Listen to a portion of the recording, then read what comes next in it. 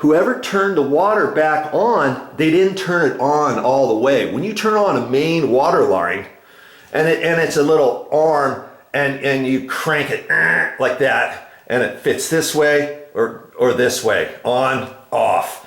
And when you turn on a main water valve, if you turn one off, when you're turning it on, you want to turn it on slow and then let the water build up. You don't want to just turn it on like you're doing a hose bib and let it go. That's not how you're supposed to do it. And so whoever did it, they were probably turning it on slow and checking and having some of the faucets on, and they probably had the kitchen sink faucet on as they were turning that on, and then they thought they had it on all the way, and then they left. Who knows how long ago that was, because when the home inspector came, he didn't do it because he had it on his list that the water pressure was pulsating and we were losing water pressure. And so when the plumber guy was here, I had him look at that, and he said, hey, this valve's not on all the way. He turned it on all the way, our water pressure's fine. And then since he was here, I had him go around and check. See these water supply valves, okay?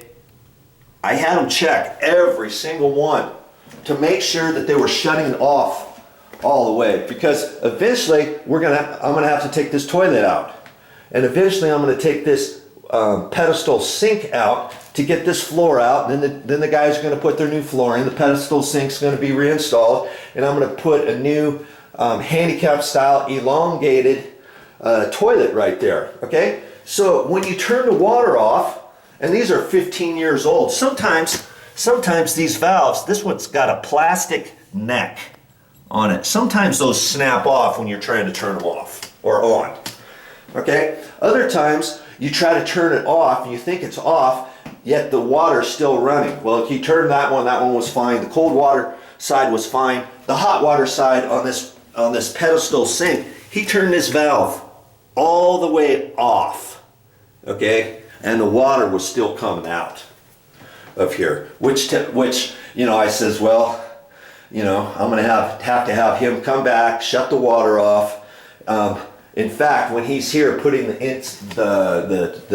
tankless water heater on, I'm going to see at the end of the day if he can disconnect this for me, because he's still going to have the water off. He's got to turn the water off to do all the plumbing up there. That way, if he's got some of these valves on his truck, when the water's off, I can have him replace at least this one here, okay? Because when I get ready, or when this is out, I can't have water pouring out of that the whole time. The other thing is we'd have to leave the water off the entire time to the condo until this got reinstalled after the flooring guy got here. No, I'm not going to do that. Okay, that's too inconvenient. So I had him check around on all these valves, and it's kind of a good thing to do if you've never had it done. You could call plumber and you just want a home inspection. Hey, can he come out and check our water lines and everything? He went underneath this sink because eventually these cabinets are going to come out, right? And I had him look at these valves. There's three gate valves under here. It's kind of hard to see because I don't have much light in here. But anyways, there's 3 valves, and 2 of them were leaking. And this was all wet down here. I've never even checked that. I thought if it was leaking, the home inspection report, the guy would have said something. Well, he didn't see anything. And 2 of the valves were dripping. And so he got his trusty wrenches out and he messed around in there a little bit and got those shut off. Or got them turned off, the leaks fixed. He tightened up the nuts and everything. And so it was a good thing I had the plumber guy here. And then so I was talking to him about the plumbing in there, and when I take the cabinets out, I'm just going to rip the back side of the cabinet out. And then he said call him, and then he'll take those valves off, and then he'll put just some pipe extensions out. So when they get ready to install the new cabinets, all they have to do is measure, drill holes into the back of it, push it over the pipes, the plumber will come back, and then I'll have him hook up probably the dishwasher, a new garbage disposal, a new